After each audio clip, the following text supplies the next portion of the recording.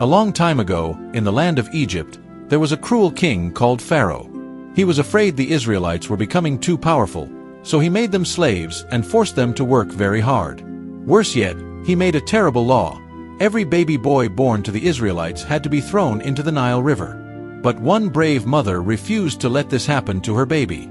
She hid her little boy for 3 months, but as he grew bigger, it became harder to hide him. So, she came up with a plan. She made a basket out of reeds, covered it with tar to make it waterproof, and gently placed her baby inside.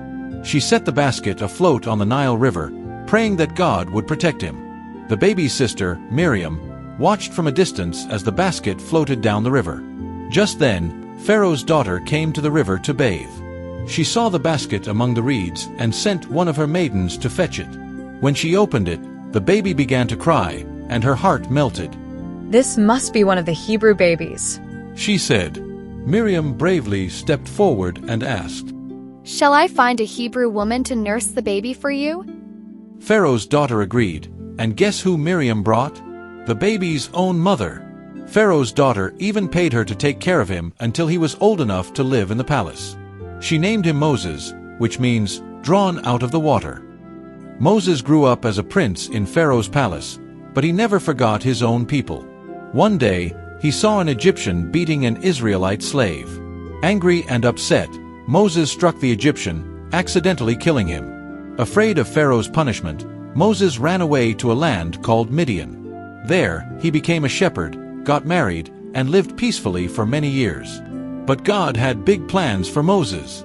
One day, while Moses was tending his sheep on Mount Horeb, he saw something incredible, a bush that was on fire but wasn't burning up. Curious, Moses went closer. Suddenly, he heard a voice. "Moses, Moses." "Here I am." Moses answered, "Do not come any closer. Take off your sandals, for the place where you stand is holy ground." It was God speaking through the burning bush. God told Moses he had seen the suffering of his people in Egypt and that Moses was the one who would set them free. Moses was scared and unsure. "Who am I to do such a big job?" he asked. "I will be with you." God promised. Even then, Moses worried the people wouldn't believe him. So God gave him special signs to prove that he had sent him, like turning his staff into a snake and making his hand leprous and then healing it. Still nervous, Moses said. "I'm not good at speaking." God replied, "Your brother Aaron can speak well. He will help you. Now go." Moses and Aaron went to Pharaoh and gave him God's message. "Let my people go." But Pharaoh's heart was hard, and he refused. So, God sent terrible plagues to Egypt to show his power. First the Nile River turned to blood, and all the fish died. Then frogs were everywhere, in beds, ovens, and even on people. After that, tiny insects crawled on people and animals. Then came swarms of flies buzzing around, making life miserable. Then the Egyptians' animals got sick and died. After that, painful sores appeared on people and animals. Then a storm of ice and fire destroyed crops and fields. The 8th plague was locusts. These hungry insects ate whatever was left.